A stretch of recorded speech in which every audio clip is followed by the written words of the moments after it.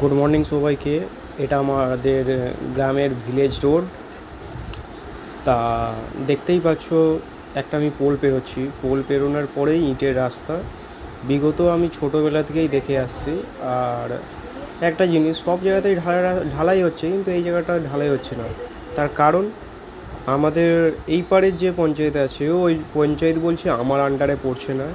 পাশে যে পঞ্চায়েত রয়েছেন, যেনার আন্ডারে ইনি বলছেন, উনি আবার বলছেন না, এটা আমার আন্ডারে পড়ছে না।